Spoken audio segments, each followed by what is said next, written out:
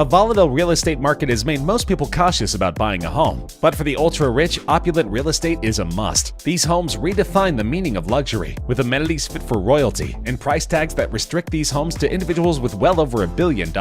From French chateaus to Indian mega towers, these homes sprawl to unimaginable sizes. Today we are counting down the top 10 biggest houses in the world.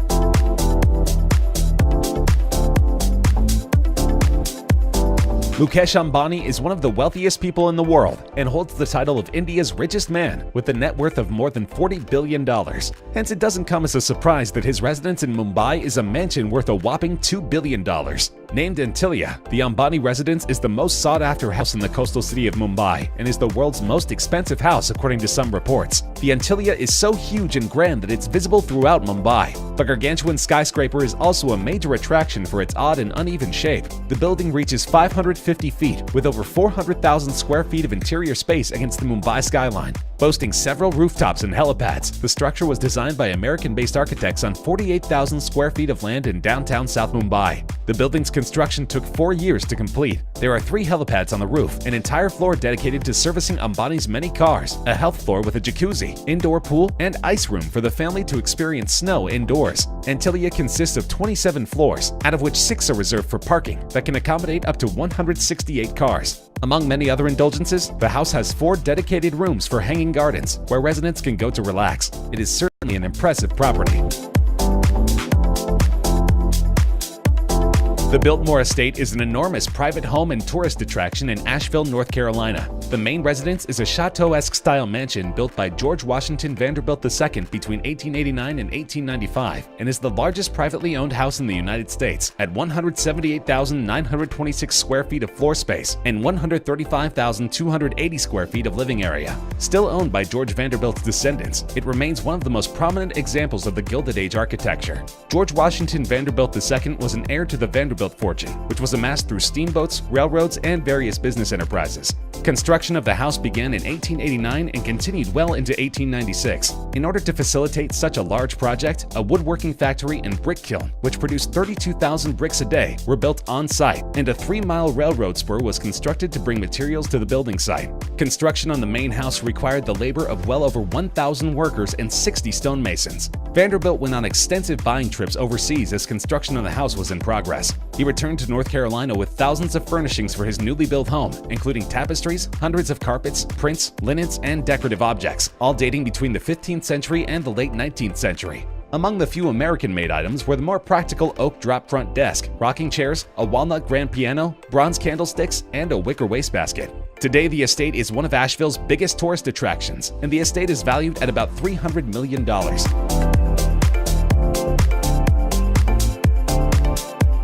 According to Forbes, Joseph Safra is the second richest Brazilian and the world's richest banker, with a net worth of $15.9 billion. He heads the banking and investment empire Safra Group. The Safras are one of the most prominent Brazilian families. At their magnificent estates in Sao Paulo, Brazil, business deals are sealed for massive sums. Family affairs have always been conducted far from the spotlight's glare. The 3 brothers never betrayed any hint of internal conflict that is bound to exist with family ventures and massive financial dealings. They have a policy of resolving differences by coming to mutual resolution, always within the family, away from public scrutiny. Though the Safra palaces are not open to the public, those close to the family describe them as extraordinarily beautiful, even by the standards of Sao Paulo's community of millionaires. This Californian-style residence spreads over a vast area of 230,000 square meters. It comprises 103 rooms, 24 of which are bedrooms with luxurious marble ensuite bathrooms. The house also features beautifully landscaped gardens, as well as private woodland, in addition to its renowned feature, a $3 million heated marble driveway. And of course, a house this big does not lack for a swimming pool. There are 5 swimming pools in the mansion, including an infinity pool. And if swimming is not your sport of choice, the house also includes a fully automated 2-lane bowling alley, a squash court, and a tennis court. If all that's not enough, this giant mansion includes a customizable cinema with a 50-seat capacity as well. The estate is valued at $138 million.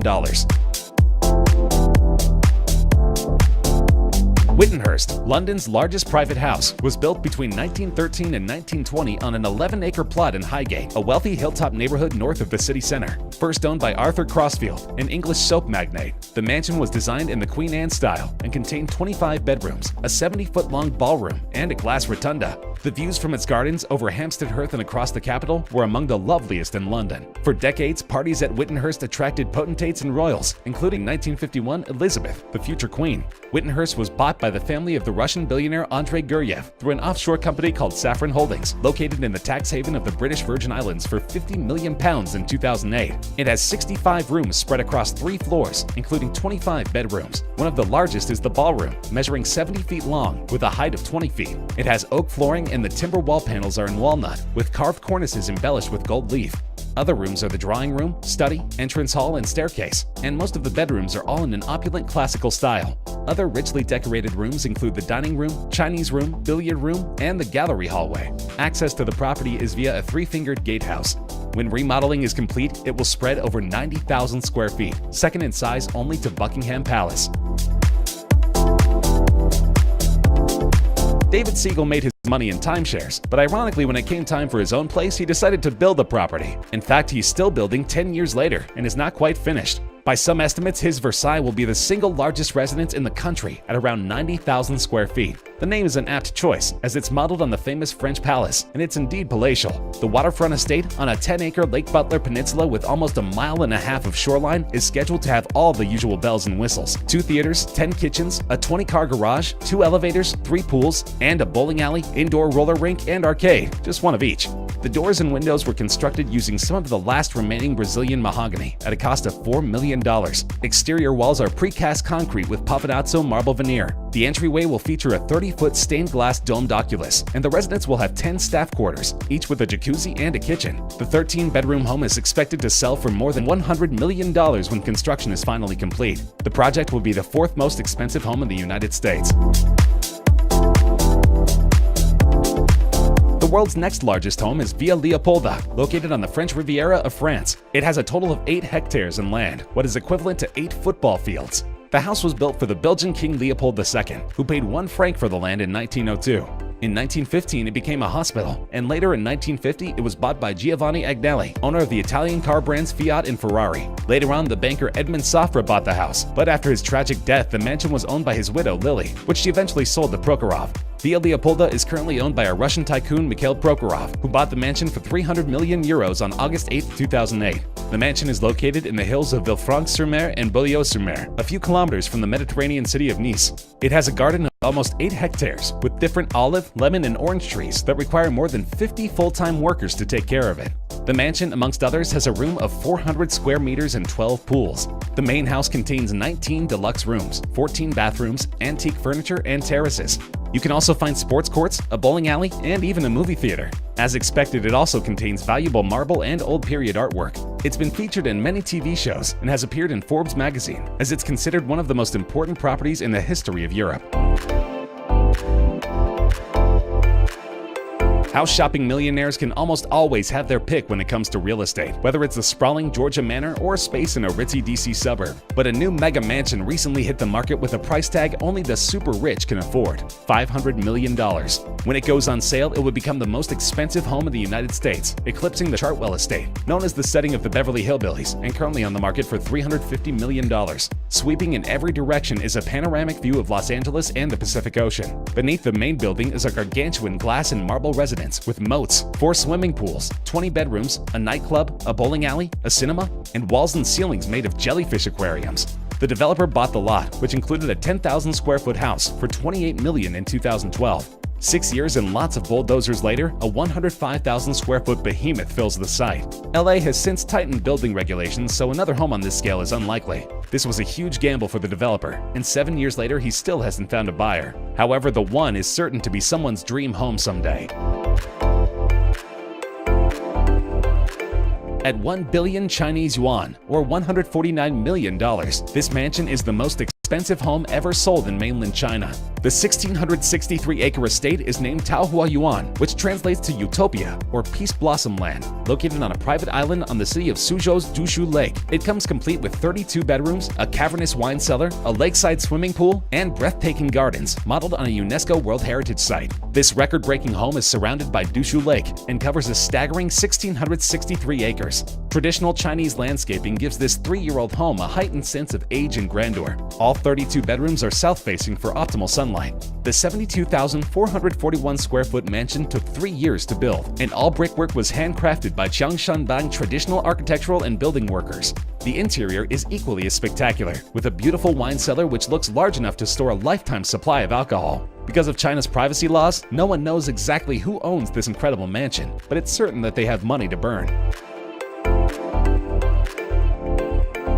Pensmore is one of the largest homes in the United States, located in the Ozark Mountains near Highlandville, Missouri, that spreads more than 72,000 square feet, reaches 5 stories, contains 14 baths, 13 bedrooms, has exterior walls 12 inches thick, and was designed to survive earthquakes, tornadoes, and bomb blasts, and whose construction lasted from 2008 to 2016. With its owner Stephen T. Huff telling the Kansas City Star in 2015 that the house should stand for 2,000 years. Huff says the house will withstand an earthquake, bomb blast, and a direct hit from an F5 tornado. Turrets reaching high from that Christian County mountaintop practically spit in the eye of the twister. This is how homes, hospitals, schools, and retirement facilities should be built, he says. Seen for miles in all directions, this mountain crescendo, one of the largest houses in America, reaches into the Ozark sky like a mix of French chateau, university building, and something out of a fantasy movie.